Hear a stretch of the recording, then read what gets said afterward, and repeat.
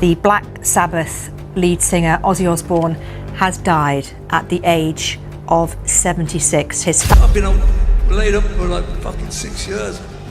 And it's so, you've got no idea how I feel. Man. Thank you from the bottom of my... Oh my God, the truth that's just come out about Ozzy Osbourne's death, it changes everything, like literally everything we thought we knew about his final days. Because this wasn't some tragic ending to a legendary life. No, Ozzy went out on his own terms. This man didn't just die, he planned it, like a show, like the ultimate performance. And once you hear what he did, the way he dropped clues right under our noses, you're gonna be shook. Unfortunately, we've come to our final song. So here's the thing. On July 22nd, 2025, we all thought we just lost the king of heavy metal. But nope. Turns out, Ozzy had been prepping for his exit for months. He literally choreographed his goodbye like the rock god he was. That cryptic Instagram post just hours before his death, that massive $190 million farewell concert just 17 days earlier, he tied up every loose end, like he knew exactly when he was going. Because, spoiler alert, he did. And it's so, you've got no idea how I feel. Man. This wasn't random. Not at all.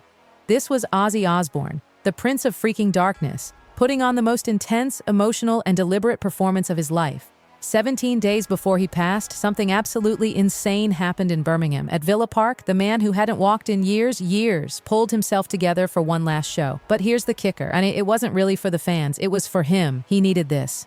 I've been laid up for like fucking 6 years. And it's so, you've got no idea how I feel. Man. So picture this, July 5th, 2025, Ozzy, battling Parkinson's for over 20 years, bedridden for 6 years, drags his body on stage for his farewell concert. Can you even imagine? The pain, the effort, but he had to do it. Because this wasn't just a concert, it was his final declaration, his legacy, in motion. And Sharon? She spent a whole year making it happen. But here's the eerie part. Ozzy wasn't pushed. He demanded it. Even when standing caused him agony, even when his legs were done, he refused to go out quietly. The show was called Back to the Beginning. The original Black Sabbath crew reunited. 40,000 people in the stadium. Another 5.8 million watching worldwide. Metallica, Guns N' Roses, Alice in Chains, all opening acts. But everyone was there for Ozzy, the man, the myth, the icon. He sat on this epic black leather throne. Because standing, not an option. But his voice, still pure, still powerful. War Pigs, Iron Man, Paranoid. He sang like it was a prayer, a final cry, and the concert wasn't even for profit. Nope. The entire $190 million went to charity. Birmingham Children's Hospital, Acorns Children's Hospice, Cure Parkinson's. I mean, come on. This man was settling his debts, giving back, preparing for the end. I just want to say to you on behalf of the guys in Black Sabbath and myself, that your support over the years has made it all possible for us to live a lifestyle we live. Thank you from the bottom of my heart. I love you. That wasn't just a thank you, that was a full-blown goodbye to the fans, to the stage, to the life that built him up and tore him down. And the final moment, him blessing the crowd. Thank you, God bless you all. That's good night. That's chills. Because 17 days later, he was gone. And that Instagram post, the one that popped up just hours before he passed, it wasn't some random throwback. No way. It was the clue. A dressing room door pic with his name and old Black Sabbath photos. And then just 4 words. Back to the beginning, the final show.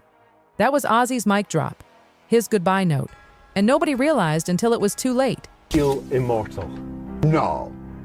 I feel lucky to be alive, and I'm immortal, but, because I've done some pretty damn crazy. He didn't say, I feel lucky to be alive. He said, I felt lucky to be alive. Past tense. Like he knew. Like the clock was ticking and he'd already made peace with it. This wasn't a man shocked by death. This was a man who'd made friends with it. And get this, he spent his final weeks literally going down a checklist, visiting each of his 6 kids, making memories with the grandkids, reconnecting with friends and old bandmates. Every single moment felt heavy, like final. Kelly got engaged to Sid Wilson backstage after the concert. Coincidence? Please?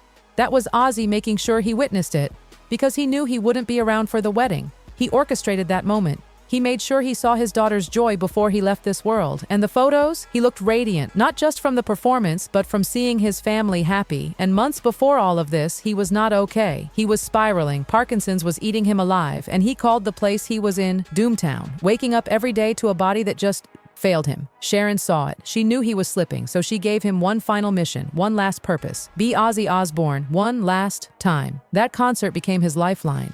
His reason to live a few months longer. And that Instagram post? Not some mindless upload. It was a goodbye letter in plain sight. That dressing room sign? It wasn't just a sign. It was a tombstone. This man didn't stumble into death. He walked toward it. Deliberate, intentional, saying goodbye every step of the way. Every conversation with his kids, every laugh, every post. It was all part of the plan. Ozzy Osbourne didn't die by accident. He orchestrated his finale, the same way he orchestrated every show he ever performed. And here's the twist nobody saw coming. For decades, Ozzy talked about the split between John Osbourne, the man, and Ozzy Osbourne, the performer.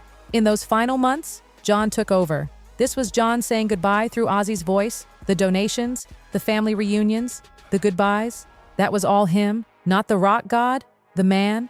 Every penny from that farewell show, $90 million, was donated, split between hospitals, hospices, and Parkinson's research. That wasn't PR. That wasn't legacy fluff. That was a man emptying his pockets to help the ones who still had to fight. And get this, back in 2007, Sharon revealed in her memoir that they had an end-of-life agreement. If either of them developed dementia, they'd go to Switzerland for assisted suicide. He didn't have dementia, but the mindset was still there. They weren't going to let suffering win. And let's talk about Sharon for a second. That woman, she's not just his wife, she was his soldier, his manager, his battle partner in every war he ever fought. Their marriage was a roller coaster straight from hell. Addiction, infidelity, violent outbursts, scandals. Like, remember the time Ozzy tried to strangle her during a drug-fueled breakdown? He literally went to jail for that. Then the 4-year affair with his hairstylist. That almost destroyed everything. Sharon had every reason to walk away, but she stayed. Through the overdoses, the public meltdowns, the bankruptcy, she stayed. And not only did she stay, she fought for him when he couldn't fight for himself. She created Ozfest. She revived his career with their wild reality show when the music industry gave up on him. She held him together for 40 years. And in the final stretch, she made sure his exit was perfect. You think that farewell concert just happened? No way. Sharon built that, piece by piece, just like she built their life. And Ozzy? He finally got it. In those last months, he understood. He looked at her and saw the woman who had carried him through hell and back, and he knew she deserved closure too. So he gave her that. He gave everyone that. Because his final weeks? Oh my God, they were like something out of a movie. He wasn't wasting a single moment. He was checking boxes, spending time with every child. Check. Seeing Kelly's engagement? Check. Last performance? Check. Charity donations? Final Instagram post? Personal goodbyes? All checked. This wasn't some tragic rock star death. This was a farewell tour, meticulously planned, start to finish. People never gave Ozzy enough credit. They saw the wild man biting bats and mumbling through interviews, but they missed the sharp, strategic mind behind the madness. This man was a genius. His final months proved it. While the world saw a frail man crumbling under Parkinson's, Ozzy was scripting the most powerful performance of his life, his own exit. Back in the 80s, he knew the whole madman thing was just an act. Performance art. Behind the chaos was John Osbourne, the mastermind. And in the end, John took control. The concert wasn't booked because he was dying. It was booked because he chose to tell his story his way. The donations weren't some afterthought. They were his legacy. The family moments weren't spontaneous. They were staged, like precious scenes in a final act. He had been evaluated so many times by psychiatrists who couldn't make sense of him. And yet, there he was, approaching death with a calmness and clarity that most people never find. His farewell concert wasn't some miracle of luck. It was a master plan, that back to the beginning title. Not cute, not random, symbolic. It was him closing the loop, ending the story where it began. His final interviews? They weren't filled with fear. They were filled with peace. The depression he talked about? That wasn't defeat. It was understanding, acceptance. He wasn't giving up. He was letting go. People saw weakness, but it takes unimaginable strength to leave the way he did. Because that's the part everyone misses. The genius wasn't in the spectacle. It was in the quiet. He didn't announce a countdown. He didn't cry on social media. He just started wrapping things up, like a man finishing his masterpiece. And he did. Everything. Every detail. Flawless. And he always said he'd be the headliner at the Doomsday concert, and guess what? He was. He didn't just die, he performed his death like the rock legend he was. And it was unforgettable. The Prince of Darkness gave us a final show that nobody will ever top. And when he said from that stage, "That's good night," he meant it. Not "see you next time," not "until we meet again." Just good night. That was his mic drop. The lights dimmed, curtain closed, and after his passing, the tributes poured in. From everywhere: Metallica, Elton John, Guns N' Roses. Everyone had something to say. But what stood out the most? His family. They weren't scrambling. They weren't lost in chaos. Because Ozzy had prepared them. They were ready. That level of grace? That doesn't happen unless you've said your goodbyes ahead of time. Sharon didn't panic. She had the memorial planned.